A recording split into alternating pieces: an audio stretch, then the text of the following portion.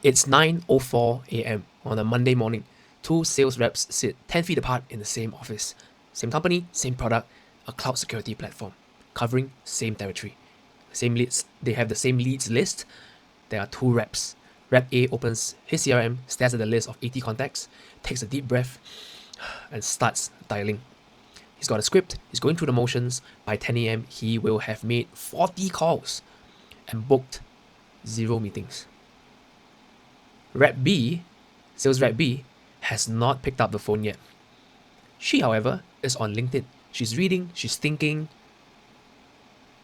By the end of the quarter, Rep A will have hit 60% of his number and start updating his LinkedIn and resume. Rep B, however, will be at 140% of her target and gets in line for promotion. Now, I've seen exact scenarios like this play out dozens of times, and for the longest time, I could not figure out what was the difference about Rep B's approach compared to Rep A. What was the difference between Rep B's of the world and Rep A? No, it wasn't about effort. It wasn't talent. It was something else, something invisible. Today, I'm going to show you what that invisible thing is. It's not a tactic. It's not a hack. It's a completely different way of thinking about prospecting. And once you see it, you cannot unsee it. Here's what's weird about prospecting. The people who try the hardest often fail the worst. Now think about that. The rep who makes the most calls, banging on the phone, sends the most emails, grinds the longest hours, is often the one burning out and missing quota, missing targets. How much of that makes any sense? Now I'll tell you now, because effort alone without the right mindset is just noise. And noise is what prospects delete, ignore, and block. How many of you have received LinkedIn email messages from people that just don't care? They're just banging away, and when you read the messages, you know you're just part of a long list of prospects they are reaching out to. And these are the things that annoy people, that people delete, ignore, and block. Let me show you what I mean. A few years ago, I was coaching a team selling a development ops platform. One of the reps, brand new, 3 weeks on the job, booked a meeting with the VP of engineering at a Series C fintech company. A company of our senior reps had been chasing for months with 0 responses. I pulled up her email to see what she'd sent. It was 3 sentences, no product pitch.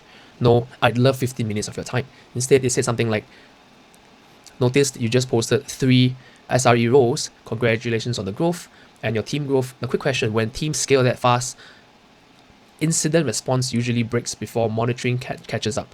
Has that started showing up for you yet? That's it, 3 sentences, and the VP replied within the day. So what did she do differently? She didn't try to sell, she didn't try to convince. She showed up like a scientist, very curious, running an experiment. She had a hypothesis. A company scaling that fast probably has infrastructure issues, infrastructure pain that they have not solved yet. And she tested that hypothesis with a question, not a pitch. And here's the key. Even if the VP of engineering had said, no, we're good, she would not have felt rejected, which is such an important part of prospecting. You don't feel that you got rejected. She would have felt informed. I tested a hypothesis. It was wrong. Her hypothesis was wrong. What would she do? She will update it, move on, and test it again. That is not failure. That is data. That is feedback. And that is the first shift. Stop trying to convince people. Start trying to understand them. Here's another thing I noticed watching top reps. They don't panic when they don't get a reply. And one of the best reps I ever worked with had this account, a mid-market SaaS company, selling to a healthcare vertical. She reached out to the CTO in January, no reply. She shared a relevant industry article in March, no reply. She commented on his LinkedIn post about an API security in May, nothing. In August, the CTO's current vendor had a major outage. Guess who he called? Her, because she had been the one planting seeds for 8 months. How many of you would follow up with a prospect for 8 months consistently? Honestly, not many of us. She had not been chasing him.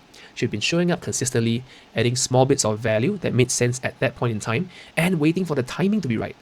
And it took 11 months from the first touch to closing the deals. Honestly, how many of us would be that persistent? And that is what it takes. So let's think about being a farmer, not the hunter. Think like a farmer, not a hunter. Why? Hunters close 1 kill at a time. Now this may work in a B2C setting. In a B2B setting, it's a lot more nuanced and more complex. The hunters, what's the mindset?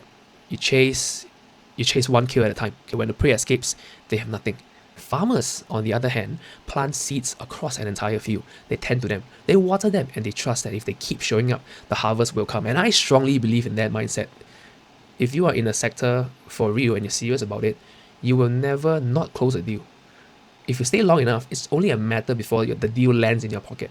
They might not have the budget or a lot of other things that will prevent them from working with you in the short term, but follow up and in time, you will close them. That's my strong belief. And that's a very farmer type of a mindset. We plant seeds across the entire field, we tend them, we water them, and we trust that if we keep showing up, the harvest will come. Most reps send one email, maybe a few, they get silence and they move on. Or worse, they follow up with just bumping this up to the top of your inbox, which is the professional equivalent of tapping someone on the shoulder and then go, hey, still remember me? Yeah, I'm the guy, Song, from the last event we met. I'm still here and I want something from you. It's a equivalent of that. Now, let me tell you one of the strangest things I did as a sales trainer. When a rep was struggling, I did not review their pitch. I didn't even role play any cold calls. I asked to see their calendar. And almost every time, I could see the problem immediately. The prospecting time was never blocked. It was scattered. Monday, they do 1 hour. Tuesday, nothing. Back-to-back internal meetings. Wednesday, maybe 20 minutes of emails. How much can you do in 20 minutes, right? And then Thursday, they meant to do some prospecting, but they got pulled into Slack. Then I look at the top performance calendar, and there was a non-negotiable block every single day. Same time, no exceptions, 9 a.m. to 10:30 a.m. Somehow, prospecting, people always do it early in the morning. Go figure. 9 to 10:30 a.m. outbound, no meetings, no Slack, no CRM admin, just work that creates pipeline. Now, the top performers didn't ask themselves, do I feel like prospecting today? I feel like this prospect won't reply me. I think that this prospect will ignore me. No. They just did it. Like brushing their teeth, like going to the gym, like showing up to work. Here's one of the last things here. Having an athlete's mindset. You have to treat prospecting like training, not inspiration. Athletes don't train when they feel motivated. At least the Olympians don't. Okay, they train because it's Tuesday and Tuesday is training day. And here's a critical thing to really work out and what they do differently. They measure the workout, not the scoreboard. They don't ask, did I win today? They don't ask, did I break a record today? You don't break records every day, right? They ask, did I do my reps? Which reps felt right? What was the posture? In a B2B selling context, how many emails or messages did I personalize? How many LinkedIn touches did I personalize? If you did the reps and it's customized in a way that you have figured out that is a hypothesis you want to test, right? Being curious here. The results are just the end process of what you have dialed in. Okay, the results are just math over time. So here's what Rep B was doing at 9 a.m. that Monday morning while Rep A was burning through that 40 cold calling list. She was on LinkedIn, not scrolling, but researching, forming hypotheses about her prospects, thinking like a scientist, being very curious. She had a cadence running across 40 accounts, each one at a different stage. Some she had touched once, some 5 times. She wasn't anxious about any of them. She was tending to her field. Start thinking like a farmer. And she had a blocked calendar. 9 a.m. to 10:30 a.m. every single day. That block was sacred. She was training like an athlete. Scientist, farmer, athlete. That's the invisible difference. Not a script, not a tool, not a hack. A way of thinking that turns prospecting from something you endure into something you're genuinely good at.